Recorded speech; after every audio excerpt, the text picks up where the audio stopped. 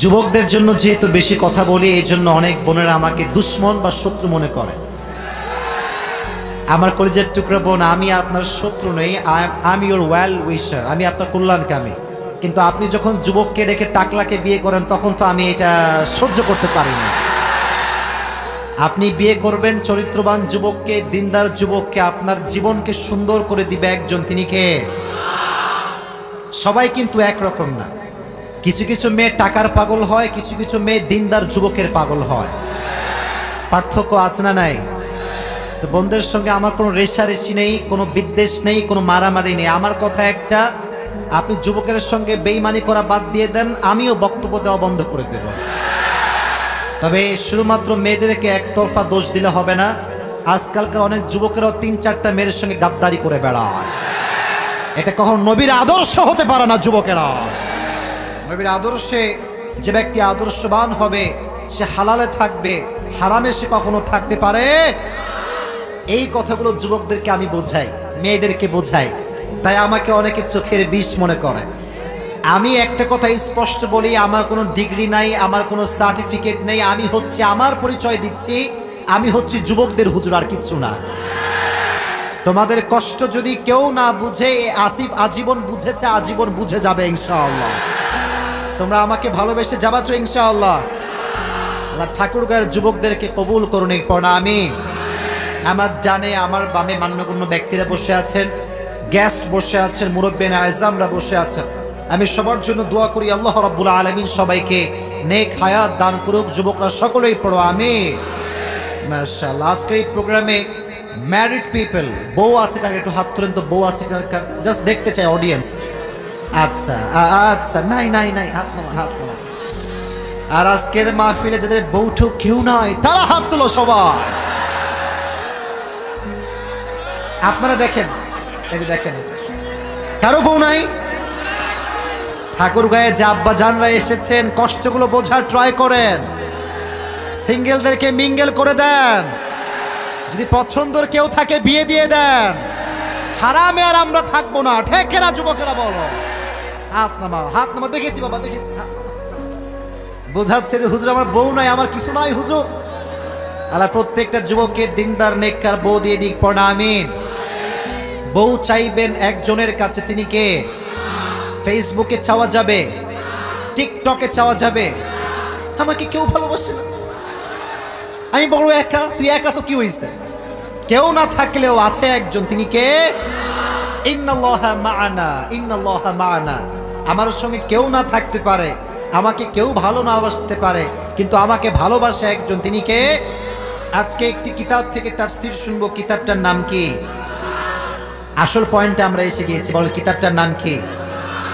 এই কিতাবে কোনো ভুল আছে? কোনো সন্দেহ আছে? ওই দিকেও কি মানুষ আছে নাকি? আল্লাহু আকবার, লিল্লাহি তাকবীর। ওই দেখেন, ওই দেখেন যুবক। ভালো আছো তোমরা? তোমরা ভালো আছো সবাই যুবক ভাইয়েরা? আচ্ছা, আমি দেখেছি, আমি কিন্তু প্রথমে খেয়াল করি নাই। মানে মাঠের চতুর্পাশ যুবক দ্বারা ব্লক হয়ে গিয়েছে মাঠটা আজকে। অতএব আজকে যুবকদের জন্য ওয়াজ মন খুলে হবে ইনশাআল্লাহ। আল্লাহ মুরব্বী আব্বা জানদেরকে কবুল করুন, পড়া আমিন। কিতাবটার নাম কি? কিতাবে কোনো ভুল আছে? কোনো সন্দেহ আছে? কিতাবটাকে মুত্তাকীদের জন্য হেদায়েত স্বরূপ পাঠিয়ে দিয়েছে একজন। জবান খুলে বলেন, তিনি কে? আচ্ছা বলেন তো, কোরআন যে পড়ে, কোরআন যে মানে, তার ভাগ্যের চাকা কি বন্ধ হয়ে যায় না খুলে যায়? সে কি হতভাগা হয়ে যায় না দুর্ভাগা হয়ে যায়, না সৌভাগ্যবান হয়ে যায়? কথার মারপ্যাচ বুঝবেন, খালি ঠিক বেঠিক কয়, অনেকে কিছুই বোঝে না। সেদিন শায়েখ আহমদুল্লাহ হুজুরকে একজন প্রশ্ন করেছে, হুজুর এই যে আপনারা কথায় কথায় বলেন, কথা বলেন ঠিক কিনা, এটা আসলেই ঠিক কিনা? তো অনেক সময় দেখা যায় আমরা বুঝেও ঠিক বলি, না বুঝেও ঠিক বলি। তো জবাব যখন দিব, আমরা বুঝে শুনে জবাব দিব। রাজি আছেন তো ইনশাআল্লাহ? কি হয়েছে বাবুরা, জায়গা হচ্ছে না? বসে পড়ো। জায়গা না হলে বসে পড়ো। একটু সাইড হও, একটু ব্যাকে যাও, একটু ব্যাকে, একটু ব্যাকে।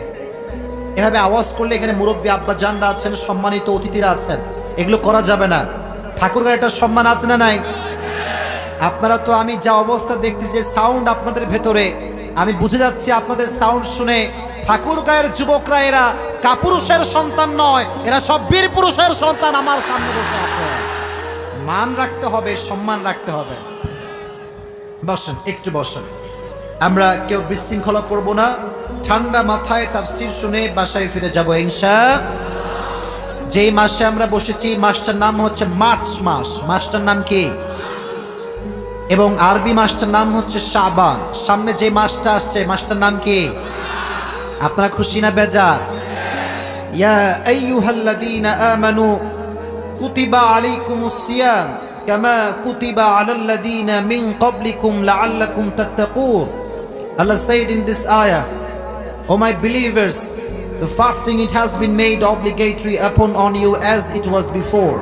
Allah Ta'ala বলেছেন রমজানের রোজাকে আমি ঈমানদারদের জন্য ফরজ করেছি যেমন ভাবে এটি পূর্ববর্তী উম্মতের জন্য আমি ফরজ করেছিলাম। রোজা কি ওয়াজিব না ফরজ? সুন্নত না ফরজ? অনেক যুবক আছে দেখবেন 6 প্যাক বডি আছে, রমজান মাসে রোজা রাখতে চায় না। আবার অনেক মুরব্বী আছে দেখবেন রমজান মাসে রোজাও রাখে, 5 ওয়াক্ত নামাজও পড়ে, তারাবিও পড়ে, এলাকার মোড়ে মোড়ে বিড়ি টেনে বেড়ায়, সিগারেট টেনে বেড়ায়। এরকম মুরব্বীও বাংলাদেশে আছে না নাই? অতএব রোজা যেহেতু আল্লাহর জন্য, বেঈমানি করে রোজার হককে নষ্ট করা যাবে না। হাদিসে এসেছে আস-সাওমু লি ওয়া আনা আজজি বি, নামাজের বদলে জান্নাত, যাকাতের বদলে জান্নাত, হজের বদলে জান্নাত। রোজাটা যেহেতু একমাত্র আমি আল্লাহ তাআলার জন্য, অতএব রোজার পুরস্কার আমি আল্লাহ নিজেই হয়ে যাব। সুবহানাল্লাহ পড়ে রোজা সবাই রাখবেন তো ইনশাআল্লাহ। আজকে আমরা শর্ট টাইমে একটি কিতাব থেকে তাফসীর শুনবো। কিতাবটার নাম হচ্ছে আল কোরআন।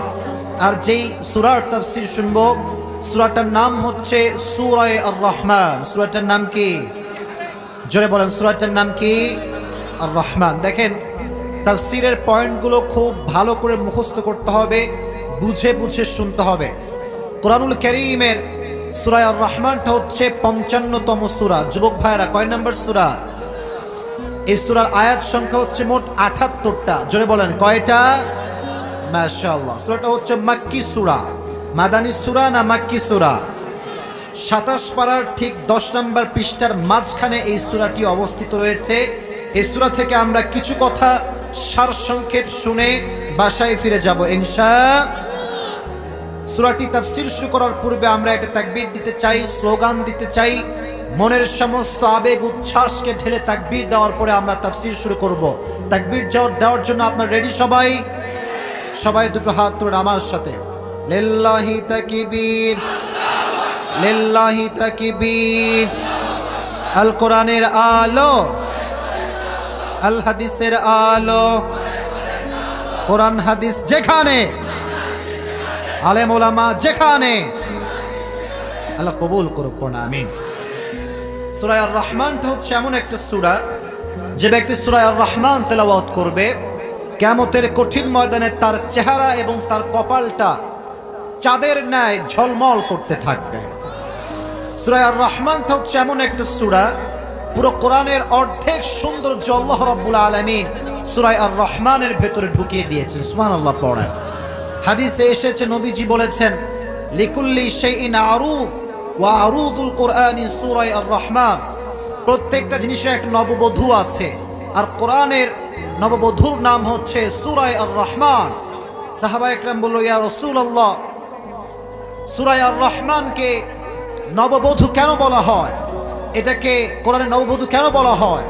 নবীজি বললেন, একজন নববধূ যেমন বাসর রাতে তার স্বামীর জন্য নিজেকে সাজুগুজু করে, মেকআপ করে, লিপস্টিক দিয়ে উজাড় করে সাজায়, ঠিক সেভাবেই সূরা আর রহমানের ভেতরে আল্লাহ তাআলা দুনিয়াতে বান্দার জন্য কি কি নিয়ামত দিয়েছেন, আখিরাতে বান্দার জন্য কি কি নিয়ামত আছে, প্রত্যেকটা কথাকে আল্লাহ রাব্বুল আলামিন বান্দার জন্য সূরা আর রহমানের ভেতরে সাজিয়ে দিয়েছে। সুবহানাল্লাহ। এই রাইট সাইডে তোমাদের কি হয়েছে? বাম সাইডে সব ভদ্র ছেলেপেলে বসে আছে, তোমরা আওয়াজ করো না, আওয়াজ না প্লিজ। হয় বসে পড়ো, নয় ব্যাকে যাও, একটু সাইডে যাও। ভলেন্টিয়ার্সরা কোথায়? আমাকে সামলাতে তো সমস্যা হয়ে যাবে, আপনারা একটু যে সামলায় দেন। কারণ তাফসীর করতে গেলে মাইন্ড ফ্রেশ থাকতে হয়, কথা স্পষ্ট ভাষায় বলতে হয়। একবার এইদিকে আওয়াজ, আর একবার ওইদিকে আওয়াজ, কথার স্পষ্ট যে ভাষাটা আছে এটা হারিয়ে যাবে। মেহেরবানি করে তোমরা কেউ আওয়াজ করো না প্লিজ, হয় বসে পড়ো না হয় সাইডে যাও। তো সূরাটার নাম কি ঠাকুর গায়ের ভাইরা? বাঘের বাচ্চার মতো সূরাটার নাম কি? আর রহমান। এটার ফজিলত কম না বেশি? আচ্ছা, আপনারা কি চান আপনাদের চেহারাটা সুন্দর হয়ে যাক? শুনি নাই, চান কি চান না? যে ব্যক্তি সূরা রহমান যত বেশি তেলাওয়াত করবে তার চেহারার সৌন্দর্য আল্লাহ তত বেশি বাড়ায় দিবে। যুবকেরা ফ্রি হলে সূরা আর রহমান তেলাওয়াতের দরকারটা আছে না নাই? এটা হচ্ছে সূরা আর রহমানের ফজিলত, সিগনিফিকেন্স। এবার প্রত্যেকটা সূরার একটা শানে নুজুল থাকে, ব্যাকগ্রাউন্ড থাকে, কেন নাজিল হয়েছে, কোন প্রেক্ষাপটে নাজিল হয়েছে, এটা জানার দরকারটা আছে না নাই?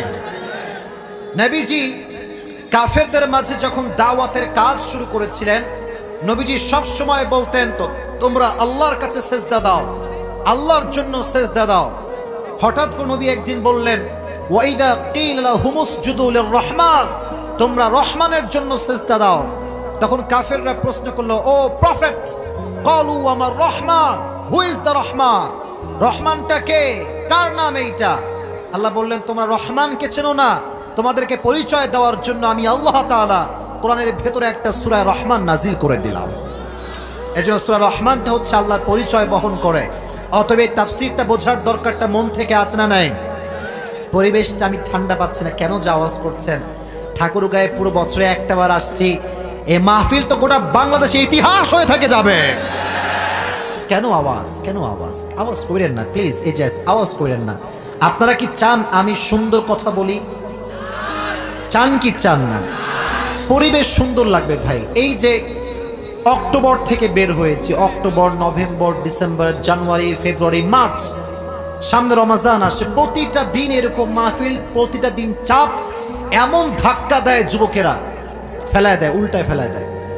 সেই দিন উল্টে পড়ে গেছি 7 বার, তাও যে পড়ে গেছি, শুয়ে গেছি, শুয়ে, যুবক শুয়ে থেকে সেলফি তুলতেছে।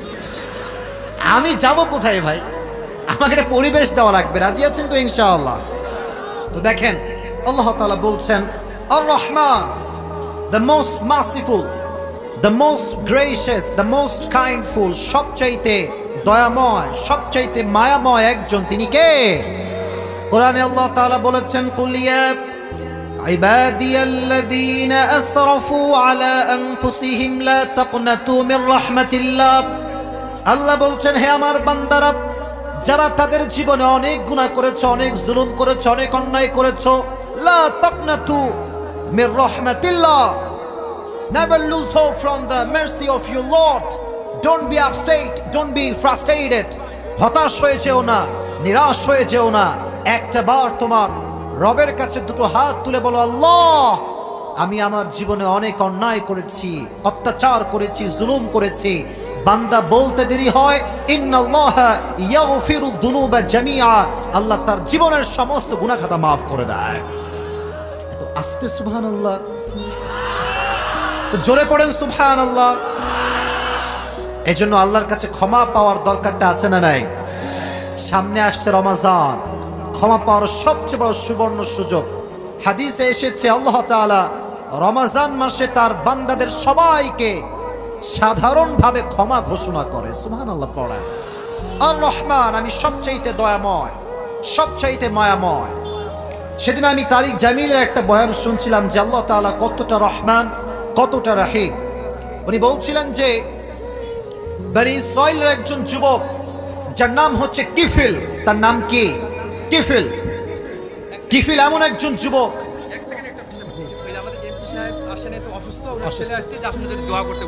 আচ্ছা এমপি সাহেবের ছেলে আসছে, কই কই কই, আচ্ছা আচ্ছা স্যার আপনি আসেন, এদিকে আসেন। স্যার আজকে এসেছেন, এমপি সাহেব অসুস্থ, উনি দোয়া চেয়েছেন, আমি দোয়া করি আল্লাহ রাব্বুল আলামিন শেফায়ে আজলা কামেলা দান করুক, পড়া আমিন। আমি ওনার জন্য দোয়া করি আল্লাহ তাআলা ওনাকেও জাতির খেদমত করার তৌফিক দান করুক, পড়া আমিন। তো এবার যেটা বলছিলাম, যুবকের নাম হচ্ছে কিফিল। যুবক ভাইরা নাম ছিল কি? কিফিল। এই যুবক হচ্ছে এমন একজন যুবক, যে যুবক তার জীবনে শত শত মেয়ের সঙ্গে জেনা করেছে। এমন কোনো অন্যায় নাই যে যুবকটা কখনো করে নাই। সারাটা জীবন মদ, গাঁজা, যত নেশা আছে সব পান করেছে, ইভেন নারীদের সঙ্গে জেনা করেছে। তো হুজুর বললেন একদিন ওই যুবকটা একজন মেয়েকে নিয়ে আসছে জেনা করবার জন্য, ব্যভিচারের কাজ করবার জন্য। তো যখন মেয়েটাকে নিয়ে আসছে ঘরের ভেতরে, মেয়েটা বসে আছে তার খাটে।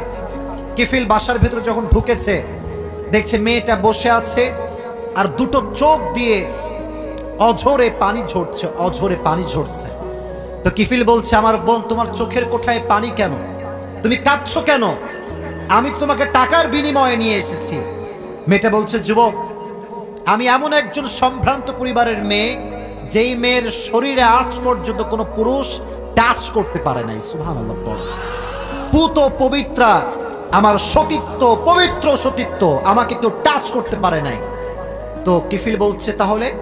বলছে, যেহেতু আজকে তোমার কাছে আমি এসেছি, আমার মনটা প্রচন্ড খারাপ যে আমি আজকে জেনা করব, আমাকে কেউ টাচ করে নাই, তুমি আজকে আমাকে শেষ করবো, আমি অনেক কষ্ট পাচ্ছি। এই কজন মেয়েটা বলেছে, আল্লাহ তাআলা মেয়ের এই কথাকে কিফিলের হিদায়াতের মাধ্যম বানিয়ে দিয়েছে। এবার কিফিল ডাক দিয়ে বলছে, বোন আমার, টেনশনের কোনো কারণ নাই, লা তাহজান, চিন্তা করো না। আমি আজকে আল্লাহকে সাক্ষী রেখে বলছি, আমি তোমাকে আজকে হাত দিয়ে স্পর্শ পর্যন্ত করব না, তোমাকে আমি ছেড়ে দিলাম। বাট একটা শর্ত আছে, তুমি যেহেতু অনেক আল্লাহ ওয়ালি নারী, তুমি আমার জন্য একটু দোয়া করো আল্লাহর কাছে যে আল্লাহ যেন আমাকে হেদায়াত দান করে।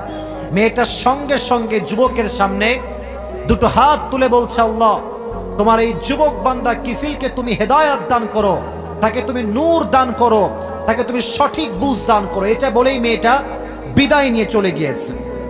যুবক আল্লাহকে বলছে, আল্লাহ, আমার তওবা যদি কবুল হয়ে যায়, এই মুহূর্তে তুমি আমাকে মৃত্যু দান করো। এটা বলেছে, বিছানায় শুয়েছে, আল্লাহর কাছে ফিরে চলে গিয়েছে। জোরে সরে পড়েন সুবহানাল্লাহ। কিন্তু এলাকার লোক তো জানে না যে কিফিল তওবা করেছে। তো কিফিল যখন মারা গিয়েছে, এলাকার লোক সবাই এটা নিয়ত করেছে যে কিফিলকে আমরা কেউ জানাজা দিব না, কেউ কাফন দিব না, দাফন দিব না, কবরস্থ করব না। এটা সবার নিয়ত। আল্লাহর ফয়সালা কত সুন্দর, আল্লাহ কতটা রহমান, কতটা রহিম। এলাকার লোক যখন কিফিলের দরজার পাশ দিয়ে যাচ্ছে, আল্লাহ নুরানি সতরে লিখে দিয়েছেন, আল্লাহ তাআলা কিফিলের জীবনের অতীতের সমস্ত গুনাহ খাতাকে মাফ করে দিয়েছেন। যাও তোমরা এলাকাবাসীরা, কিফিলকে ধরো, গোসল করাও, জানাজা দাও, মুসলমানদের কবরস্থানে কবর দাও। সুবহানাল্লাহ পড়ে। তো যুবক, কয়জন যুবক আছে এখানে যে কিফিলের মতো গুনাহগার নাই? ইভেন গোটা বাংলাদেশে খুঁজলেও খুবই কম পাওয়া যাবে। কিফিলকে যদি আল্লাহ তাআলা রহমতের চাদরে আবৃত করে মাফ করতে পারে, আমাকে আপনাকে মাফ করতে পারে কি পারে না? আমি আমার ছাত্র জীবনের কথা বলছি। আমার কথা কি বোঝা যায়? আমার ভাষা কি বোঝা যায়? আমি যখন হেফজোখানায় পড়তাম, একটু যুবকেরা, একটু আমি তোমার পায়ে হাত রেখে বলছি, আমার কথাগুলো জাস্ট ফর্মালি ঠিক বেঠিক সুবহানাল্লাহ বললেই হবে না, অনুধাবন করতে হবে। আমি যখন হেফজোখানায় পড়তাম, আমার যিনি ওস্তাদ, তিনি খুব তাবলিগি মনোমাইন্ডেড ছিলেন। তাবলিগ বোঝেন না আপনারা সবাই? তাবলিগ। তো আমি একজন ছেলেকে দেখেছিলাম, এই ছেলেটার দাড়ি ছিল এই যে, দেখছেন এই দাড়িটা স্টাইল আপনারা? শুধুমাত্র এতটুকু, পোলিং কাটিং, যতটুকু আমি নাম জানি, পোলিং। তো এইটা হচ্ছে কাটিংটা। সব সময় দেখতাম ছেলেটা এই হাফ প্যান্ট আছে না, এই যে হাঁটু পর্যন্ত এই প্যান্ট পরতো, আর গেঞ্জি যখন পরতো, গেঞ্জির এই হাত থাকতো না, জাস্ট হাতা কাটা। তো আমরা যেটা মনে করি যে হাফ প্যান্ট পরে, গেঞ্জির হাত কাটা থাকে, আমরা সাধারণত মনে করি এটা ভদ্র ঘরের সন্তান না, এটা আমরা মনে করি। তো আমি ভাবতাম ছেলেটা এরকম কেন, এরকম পথভ্রষ্ট কেন, অনেক মন খারাপ হতো। আমি দেখেছি যুবকটা হুজুরের কাছে আসার পরে বক্তব্য শুনতে শুনতে, তার মাঝে আমি সচক্ষে দেখেছি, মুরব্বী আব্বা জানেরা, আমার সামনে এখনো সে ঘুরে বেড়ায়। তাকে যদি আপনি এখন দেখেন, ওই হাফ প্যান্ট পরা যুবক, তাকে দেখলে মনে হবে একজন আলেম হেঁটে বেড়াচ্ছে। সুবহানাল্লাহ। আপনার জোরে সোরে পড়তে পারলেন না? তো একদিন আমার সঙ্গে সাক্ষাৎ, ভাইজান, কোন কথা আপনাকে পরিবর্তন করলো, কোন কথা আপনাকে শেষ করে দিল এরকম জীবন থেকে? বলছে, আমি আমার স্বচক্ষে আমার বন্ধুকে মরতে দেখেছি, আমার বন্ধুর লাশ আমি নিজে দাফন করেছি। যখন লাশ আমি দাফন করি, ওই দিনটা এমন দিন ছিল, যেদিন আমি ইয়াবা সেবন করেছিলাম, ইয়াবা, ওই নেশার গন্ধ আমার মুখ থেকে তখনও যায় নাই যখন আমি কবরে নেমেছিলাম। আমি ভাবলাম যায় হায় হায় হায় হায়, আজ আমি আমার বন্ধু কবর দিচ্ছি, আগামীকাল এই কবরে আমাকেও কবরস্থ হওয়া লাগবে, ঠিক না যুবকেরা বলো? এই কথা চিন্তা করে পরিবর্তন আসতে শুরু করলো, হুজুরদের কথা শুনতে শুরু করলাম। আজকে আল্লাহ আমাকে এতটা হেদায়াত দিয়েছে, নামাজ না পড়লে আমার ভালোই লাগে না। যুবক, আমি তোমাদের হাতে পায়ে ধরে অনুরোধ করছি, যা হয়েছে হয়েছে, পাস্ট ইজ পাস্ট, অতীত অতীত, অতীত নিয়ে ভাবা যাবে না। যারা বুদ্ধিমান ঘরের সন্তান তারা অতীতকে মাটি দেয়, বর্তমানকে তারা জীবন সুন্দর করে সাজায়, ঠিক না? অতএব যা হয়ে গিয়েছে হয়ে গিয়েছে। আজকে আমরা তওবা করছি একজনের কাছে, তিনি কে? এবার আরেকটা কথা বলি, দেখেন, একজন পতিতা ছিল যে সে সারাটা জীবন পতিতাগিরি করে খেয়েছে। পতিতার ব্যাপারে আপনার মতামত কি? সে কি আসলে জান্নাতে যাওয়ার কথা না জাহান্নামে যাওয়ার কথা? জাহান্নামে যাওয়ার কথা আমাদের মতামত অনুযায়ী, কিন্তু সব ক্ষমতার মালিক একজন, তিনি কে? সেদিন শুনলাম যে পতিতাটা হঠাৎ করে একদিন ক্যাসেটের ভেতরে তারিক জামিলের বয়ান শুনছিলেন। আমি এই রহমানকে ব্যাখ্যা করছি কতটা রহমান আল্লাহ তাআলা। তো বয়ানে তারিক জামিল বলেছেন, আচ্ছা সবাই আপনারা তারিক জামিলকে চিনেন? পাকিস্তানে বাসা, দেখবেন আমরা তো টুপি পরি, উনি সাদা সাদা পাগড়ি পরেন। তো উনি বললেন যে আমার একটা বয়ান আমি বলেছিলাম পাকিস্তানি ভাষায় कि अगर कोई भी बंदा कोई भी बंदी सारी जिंदगी भर गुनाह करती रहे, अगर अल्लाह से एक बार कह दे अल्लाह मेरी तौबा, उसको कहने में देर होगी, अल्लाह को कबूल करने में देर नहीं होगी। তো এই কথাটা ওই পতিতা মেয়ের কানে গিয়েছে, দোকানে দোকানে এই ওয়াজটা বাজতেছিল।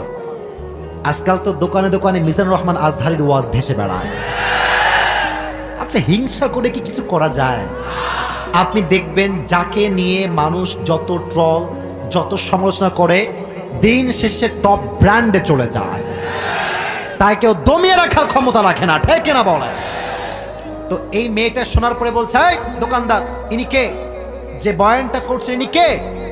দোকানদার বলছে, বোন এটা তো তারিক জামিল। উনি বললেন, জিনার সঙ্গে আমি সাক্ষাৎ করতে পারি, কোনো চান্স হবে? বলছে অসম্ভব, উনি অনেক বড় আলেম, সাক্ষাতে কোনো সুযোগ নেই। সব ইচ্ছা কার হাতে? আল্লাহ তাআলা ফাইনালি ওই পতিতার সাথে তারিক জামিলের সাক্ষাৎ করিয়ে দিলেন। তো যখন মেয়েটা আসছে তারিক জামিলের কাছে, আমি সচক্ষে এই বয়ানটা ইউটিউবে দেখেছি, আপনারা সার্চ করবেন। तो तारिक जमील बोलছে, मेरे बहन तुम क्या कहना चाहते हो, क्या बोलना चाहते हो, बोलो। बोलছে, हुजूर आपने जो कहा था कि सारी जिंदगी की गुनाह माफ हो सकता है एक ही तौबा में, क्या ये सच है या झूठ है? আপনি যে বলেছিলেন যে সব অন্যায় আল্লাহ এক মুহূর্তে মাফ করতে পারে, is it real or fake, বলেন। বলছে, এটা তো সত্য কথা, আল্লাহ নিজেই বলেছেন 24 পারার 3 নম্বর পৃষ্ঠা, ইন্নাল্লাহা ইয়াগফিরুদ দুনুবা জামিআ, আল্লাহ এক মুহূর্তে একটা চোখের পানির বিনিময়ে জীবনের সমস্ত গুনাহ খাতাকে মাফ করে দেয়। তো মেয়েটা বলছে, হুজুর তাহলে আমি আপনাকে সাক্ষী রাখলাম, আজকে আমিও তওবা করলাম, আমি আজ থেকে নিয়ে কোনোদিন কোনো পুরুষের সঙ্গে আর জিনা করব না। ইভেন আমি আপনার কাছে তওবা করে বলছি, আজ থেকে আমার চোখটাও কোনো পরপুরুষ দেখতে পাবে না। আপনাদের সুবহানাল্লাহ হচ্ছে না? একটু জোরে পড়তে হবে।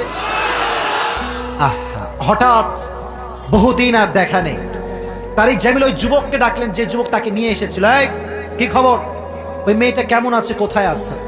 বলছে, হুজুর ওই মেয়ে তো দুনিয়াতে আর নাই, আল্লাহর কাছে চলে গিয়েছে। তো আমি রহমানের দলিলটা এখন দিব যে আল্লাহ কত রহমান। হুজুর বলল যে আচ্ছা বলো তো মেয়েটা কখন মারা গিয়েছে?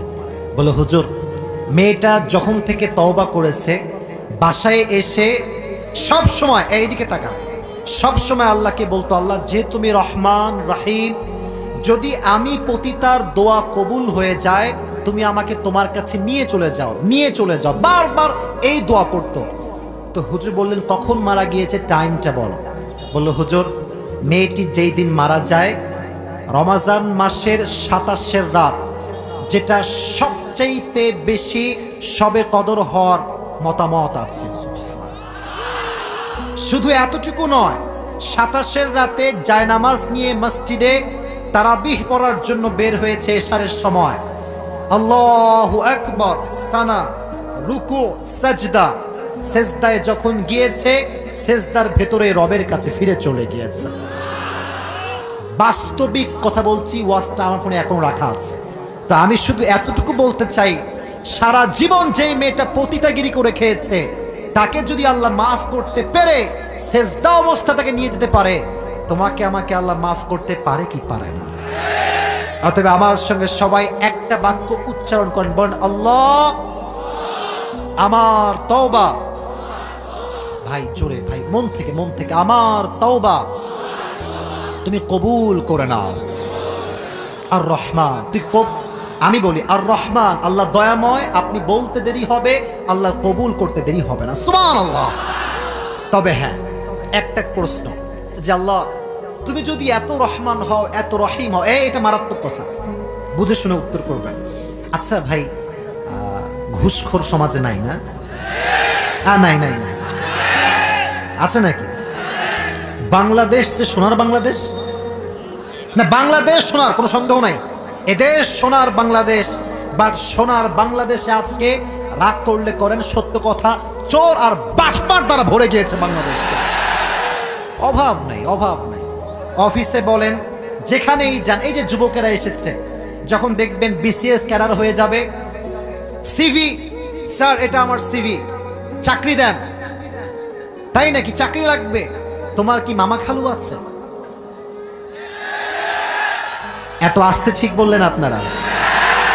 তো যুবক বলে যে sir I am really sorry, মামা খালু কিছু নাই। পহলে মাল নিকালো ফির দেखेंगे क्या होता है। টাকা, টাকা আছে যেখানে অযোগ্যতার চেয়ারে বসে যায়, ঠিক না বলেন? টাকার খেলা বাংলাদেশে। তো অনেক অফিসার আছে অনেক ভালো, যারা সুদ খায় না, ঘুষ খায় না। অনেক মানুষ ভালো আছে বলেই তো আমাদের দেশটা আজও টিকে আছে, ঠিক না বলেন? তো যেইটা প্রশ্ন করতে চাই আপনাদের কাছে, সেটা হচ্ছে এই, দেখবেন যে ঘুষখোর তার গালগুলো টপ্পা টপ্পা হয় আর ভুঁড়িগুলো মোটা মোটা হয়, হয় না? হয় না? হয় না? এত জোশ না, আগে বললেই হবে, এত জোশ লাগবে না। তো দেখবেন সুদখোরের গাল হচ্ছে মোটা মোটা।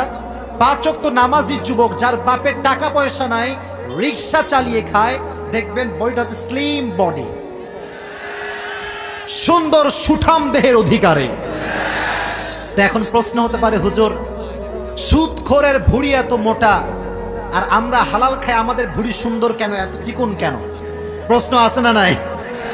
মনে রাখবেন যুবক ভাইরা। আচ্ছা মনে করেন এই ঠাকুরগাঁয়ে আমরা যেখানে বসে আছি, আপনাদের বাজারের নাম কি? রাতরঘাট। আচ্ছা, এই বাজারে মনে করেন রাত 2টার সময় একটা চোর ধরা পড়েছে। কি ধরা পড়ছে? তো ঠাকুরগাঁয়ের সব যুবক লাঠি সোটা যা আছে সব নিয়ে গেছে মারার জন্য। ওমা গিয়ে দেখছি হিরো আলম বসে আছে। হিরো আলম মানে হিরো আলম না, মানে বডির সাইজে কিচ্ছু নাই, একদম চিকুন চাকুন। আচ্ছা এটা এক্সাম্পল একটা। আবার রাত 2টার সময় আরেকজন চোর ধরা পড়েছে। তো হিরো আলমকে যখন যুবকেরা পেয়েছে, মুরব্বীরা আমার পাশে বসে আছে, বলছে এই থাম, ওরে মারিস না, তো এমনি শেষ, ওরে মেরে কি করবি, কারণ গায়ে কিছু নাই। আরেকজন চোর ধরা পড়েছে রাত 2টার সময়, এই গালগুলো টপ্পা টপ্পা গাল, এই ভুঁড়ি এইরকম মোটা আর গোস্ত এরকম ঝুলা ঝুলা। দেখবেন বাচ্চাগুলো আছে না, বাচ্চাগুলো ওরাও গিয়ে কিরে তুই বাচ্চা মানুষ মারিস কেন? বলবে যত গায়ে গোস্ত বেশি, ভুঁড়ি বেশি, মাইরা তত মজা বেশি। আল্লাহ বলছে বান্দা আমি যে রহমান তার প্রমাণ দেখ, আমি যে ভুঁড়ি দিয়েছি ওকে এই জন্য জাহান্নামের আগুনে পোড়াতে হবে, বডির সাইজ লাগবে তো, পাটখড়ি পোড়ায় তো কোনো মজা পাওয়া যাবে না, ঠিক না বলে? যেহেতু আমি আমার নেক বান্দার উপরে রহমান, তাই আমি তাদেরকে বডির সাইজ সুন্দর দিয়েছি এবং বুঝিয়েছি উইদ্দাত লিল মুত্তাকিন, তুই তাকওয়া নিয়ে মরলে আমি আল্লাহ তোকে নিজেই জান্নাত দিয়ে দিব। সুবহানাল্লাহ পড়ে। এজন্য যুবক ভাইরা, যদি টাকা পয়সা কখনো কম হয় বেশি হয়, ডাজন্ট ম্যাটার। ওয়া মান ইয়াতাওয়াক্কাল আলাল্লাহি ফাহুয়া হাসবু, যে ব্যক্তি আল্লাহর উপরে ভরসা করে আল্লাহ একাই তার জন্য যথেষ্ট হয়ে যায়। সুবহানাল্লাহ পড়ে। তাহলে সবচাইতে দয়াময়, সবচাইতে মায়াময় একজন তিনি কে? সবচাইতে মায়াময় প্রভু একজন তিনি কে? মাশাআল্লাহ, এটা হচ্ছে আর রহমান। এবং আল্লাহ তাআলা এবার নিজেই পরিচয় দিচ্ছেন তার সেকেন্ড আয়াতে, আল্লামাল কোরআন। কোরআন শিক্ষা দিয়েছে কে? একটা কথা মুরব্বীরা আমার বুঝবেন ভালো করে, একটা সময় ছিল যখন ফজরের নামাজের পরে মক্তবে মাইক দিয়ে ডাকা হতো, মক্তবের ছাত্র ছাত্রীরা কে কোথায় আছো, কোরআন পড়তে চলে আসো।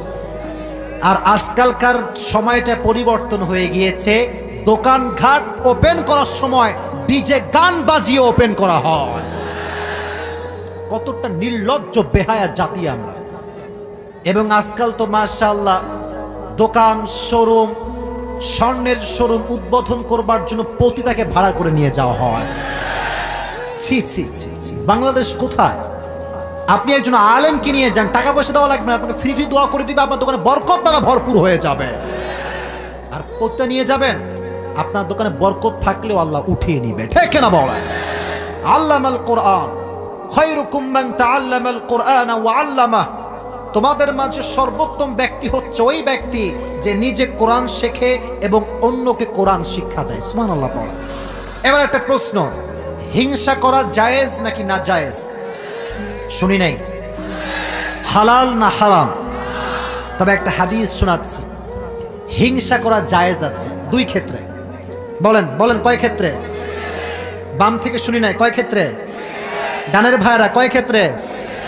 লা হাসাদা ইল্লা আলাল ইথনাইন রাজুলুন আতাহুল্লাহুল কোরআন। দুই ব্যক্তির ক্ষেত্রে হিংসা করা জায়েজ। ওই ব্যক্তির ক্ষেত্রে হিংসা করা জায়েজ যাকে আল্লাহ কোরআন শিক্ষা দিয়েছে এবং সে নিজেও কোরআন শেখে, মানুষকেও কোরআন শিক্ষা দেয়।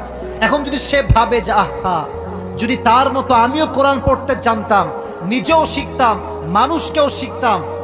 রাসূল কারীম সাল্লাল্লাহু আলাইহি ওয়াসাল্লাম বলছে এই হিংসা শুধুমাত্র জায়েজ নয়, সে চিন্তা করলেও আল্লাহ তাকে সওয়াব দিয়ে দিবে। সুবহানাল্লাহ, তো আসতে পড়লেন। নাম্বার 2, রাজুলুন আতাহুল্লাহু মালান ফাহুয়া ইউনফিকু মিনহু আনা আল-লাইলি ওয়ান-নাহার। ওই ব্যক্তির ক্ষেত্রে ঈর্ষা করা জায়েজ যাকে আল্লাহ প্রচুর অর্থ সম্পদ দিয়েছে এবং সে সেই সম্পদগুলোকে আল্লাহর রাস্তায় দান করে। এটা যদি কেউ দেখে ঈর্ষা করে যে আল্লাহ আমায় কেন দেয় নাই, আমার হলে আমিও দিতাম, চিন্তা করলেই বান্দা সওয়াব পাবে। সুবহানাল্লাহ পড়ে। ওই যে একটা ছেলে আছে, আপনারা দেখেছেন ফ্রি মোশন, নাম শুনছেন? ওকে দেখলে অনেক, ফিরোজ ভাই, হ্যাঁ ফ্রি মোশনের ফিরোজ ছেলেটা, ওকে দেখবেন ছেলেটা যখন দানের কাজ করে, অনেক যুবক লেখে একদিন অনেক টাকার মালিক হব, আমিও গরিব দুঃখীর পাশে দাঁড়াবো। আমি নিজে কমেন্ট পড়েছি। তার মানে হচ্ছে কি জানেন, এই যে আপনি ঈর্ষা করছেন যে ফিরোজ ভাইকে আল্লাহ টাকা দিয়েছে, সে করছে, আমাকে আল্লাহ দিলে আমিও করব। আপনি করেন আর না করেন, চিন্তা যে করেছেন এটাতে আপনার সওয়াব লেখা হয়ে গিয়েছে। এজন্য কোরআনটা শেখার দরকারটা যুবক ভাইরা আছে না নাই? আমি যদি এখন প্রশ্ন করি কে কে কোরআন পড়তে পারে সঠিকভাবে, হাত কিন্তু বেশি একটা উঠবে না। তো আমি কাউকে লজ্জা দিতে চাই না। আমার কথা হচ্ছে কি জানেন ভাই, এত বড় shamiana, light, pandal, camera, mic, এইসবের কোনো দাম নাই যদি আমরা ফজরের নামাজটা কেউ না পড়ি।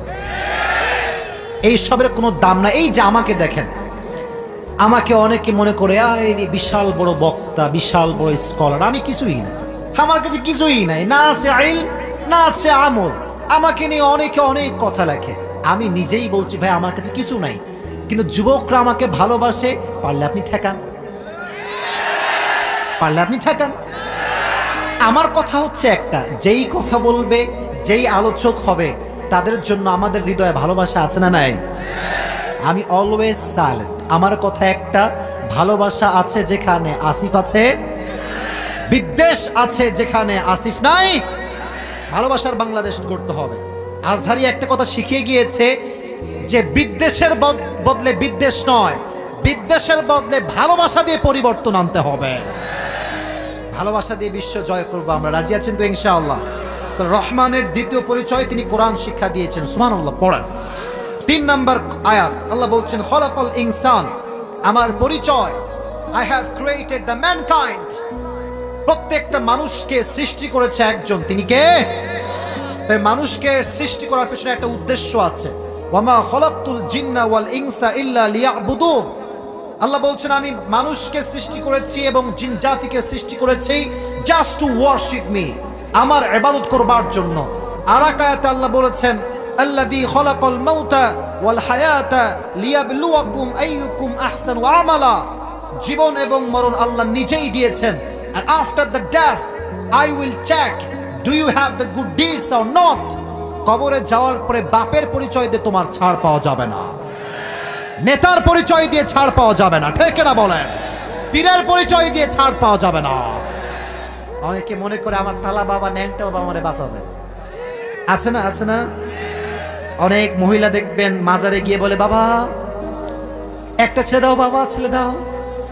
এরকম মেয়ে আছে না নাই? যেই বাবা নিজেই পেশাব করে পানি নেয় না সেই বাবা কখনো কারো পীর হতে পারে না। বাংলাদেশকে বাঁচতে হবে আমাদেরকে। এই সিলেটে আপনারা গেছেন, সিলেট বা নাম শুনছেন? আমরা গেছি সিলেটে। আরে আল্লাহ, মাজারগুলোতে কি যে অবস্থা ভাই, পুরো শিরকের আখড়া গড়ে বসেছে এরা। মনে রাখবেন, ছেলেও দেয় একজন, মেয়েও দেয় একজন। তিনি কে? অতএব চাইতে হলে আমরা একজনের কাছে চাইবো। আওয়াজ দিয়ে বলেন তিনি কে? আচ্ছা কলিজার ভাইয়েরা, রাত তো অনেক বেশি হয়ে গিয়েছে তাই না?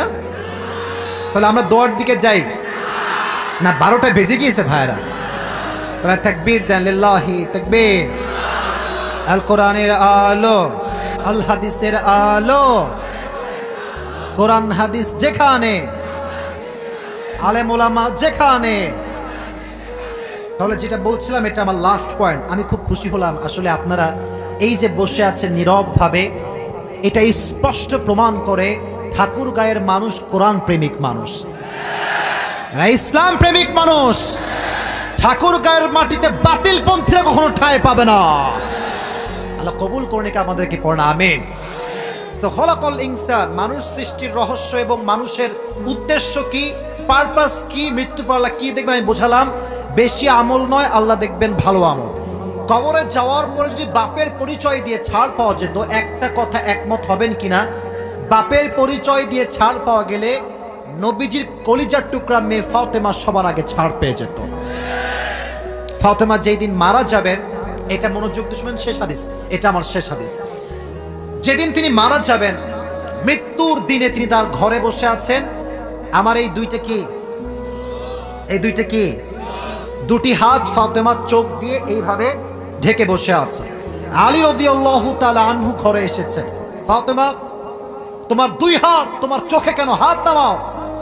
হাত নামিয়ে দেখছে দুই চোখ বেয়ে বেয়ে পানি পড়ছে, অঝরে অশ্রু ঝরছে। ফাতেমা, তোমার চোখে পানি কেন? বলছে, হে আমার স্বামী আলী, আজ ভোর রাতে আমি আমার প্রিয় আব্বা জানকে স্বপ্নে সাক্ষাৎ লাভ করেছি।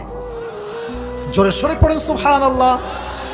আলী বলছে, ফাতেমা, এটা তো সুসংবাদের বিষয়, তোমার চোখের কোঠায় পানি কেন? বলছে, আমি যা স্বপ্নে দেখেছি তা আগে তোমাকে বুঝতে হবে। আমি স্বপ্নে দেখেছি চতুর্পাশ অন্ধকার, নবীজি ফাঁকা মাঠে দাঁড়িয়ে আছেন, কি যেন হাত দিয়ে খুঁজতেছেন। আব্বা জান, আপনি হাত দিয়ে কি খোঁজেন? আব্বা আমার হাত ধরে বলেন, ফাতেমা, আমি তোমাকেই হাত দিয়ে খুঁজে বেড়াচ্ছিলাম। সুবহানাল্লাহ। তো ফাতেমা বলছে, আলী, যেহেতু আমার আব্বা যেন আমাকে ডাক দিয়েছেন কবর থেকে, আমাকে আসতে হবে, আমার হায়াত বেশি একটা বাকি নাই, বাট মৃত্যুর আগে তোমাকে 3টা ওসিয়ত করতে চাই। ঠাকুরগাঁয়ের ভাইরা, কয়টা ওসিয়ত? নাম্বার 1, আজকালকার অনেক মেয়ে আছে দেখবেন যারা স্বামীকে স্বামী নয় গোলাম মনে করে। এরকম মেয়ে বাংলাদেশে আছে না নাই? বলছে, হে আমার স্বামী, তোমার কাছে আমি একটা কথা বলতে চাই, আমার যে অন্যায় হয়ে গিয়েছে তুমি আল্লাহর দিকে তাকিয়ে সব অন্যায়কে মাফ করে দিবা। 1 নাম্বার। 2 নাম্বার, আমি যখন মারা যাব তোমার যাকে মন চায় তাকে বিয়ে করবা, বাট আল্লাহ আমাকে 2টি সন্তান দিয়েছেন, বলেন তো, এক হাসান আর এক, মাশাআল্লাহ, এক হাসান আর এক, 2 জন সন্তান আল্লাহ আমাকে দিয়েছে। তুমি যখন বিয়ে করবা কাউকে আমার পরে, তোমাকে ওয়াদা করতে হবে কোন সৎ মা যেন আমার 2 সন্তানকে কষ্ট না দিতে পারে। সুবহানাল্লাহ। নাম্বার 3 বলো, এটা ডেঞ্জারাস ছিল। বলছে, আমি যখন মারা যাব আমার এই দেহের সাইজ কেউ যেন জানতে না পারে, অতএব আমার জানাজার ইমাম হবে আলী আর মুক্তাদি হবে হাসান এবং হোসাইন, আর কেউ জানতে পারবে না। আজকালকার মেয়েরা ফাতেমার থেকে শিক্ষা গ্রহণ করেন। ফাতেমা মৃত্যুর পরেও বডির সাইজ কাউকে বুঝতে দেয় নাই। আর আজকালকার মেয়েরা জিন্সের প্যান্ট আর টি-শার্ট পরে রাস্তাঘাটে ওপেনলি ঘুরে বেড়ায়। চরিত্রের সমস্যা আছে এদের, ঠিক না বলেন? বোঝার ট্রাই করেন। শুধু রাস্তাঘাটে নয়, ফেসবুকের প্রোফাইল পিকচার আপলোড করে জিন্সের প্যান্ট আর টি-শার্ট পরিধান করে, টিকটকের ভেতরে জিন্সের প্যান্ট পরে উলঙ্গ ড্রেস পরে যুবকদের চোখ কেনা নষ্ট করে দেয়। এদেরকে ফাতেমার থেকে শিক্ষা গ্রহণ করতে হবে। পর্দা কাকে বলে, কাকে বলে পর্দা? তো বলছে আলী ঠিক আছে যাও, তোমার এই ওসিয়তটা অ্যাকসেপ্ট করলাম, কেউ জানবে না, আমি তোমার ইমাম হব, হাসান এবং হোসাইন মুক্তাদি হবে। তো কলিজার ভাইরা, একটা খাটিয়া, এইটা খাটিয়ার পা থেকে কয়টা বলেন? এক পা ধরেছে হাসান, আর এক পা হোসাইন, আর এক পা ধরেছে আলী, বাদ বাকি সব পা খালি, ধরার মতো কেউ নয়। তো আলী যখন কাঁধে ঘাড়ে লাশটা নিয়েছে, ভাবতেছে আহা কলিজার টুকরা বউটা মারা গেল, লাশটা ধরবে এমন কেউ কি আল্লাহর জমিনে বাকি নেই? দুইটা চোখ অশ্রুতে ভরে গিয়েছে। সব ক্ষমতা সব দয়া কার হাতে? হঠাৎ করে দূর থেকে একজন সাহাবী ইসমুহু আবু যর গিফারি দৌড়ে দৌড়ে দৌড়ে আলীর দিকে আসছে। আলী যখন চোখ পড়েছে আবু যর গিফারির দিকে, যা আসতেছে দৌড় দিয়ে, হাদিসে এসেছে এই যে ঘাড়, এই দুই ঘাড়ের সাইড থেকে ঘাম ঝরছে। কেন বুঝবেন? আবু যর গিফারি যদি প্রশ্ন করে ইয়া আলী মান হাদিহিল মাইয়িত, এই লাশটা কার?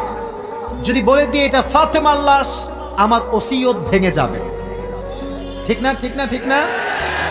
আর যদি বলি এটা ফাতেমার লাশ নয়, নবীর উম্মত সব করতে পারে, জবান দিয়ে দুইটা শব্দ মিথ্যা উচ্চারণ করতে পারে না। মহা দ্বিধায় পড়ে গিয়েছে, কি বলবো আমি।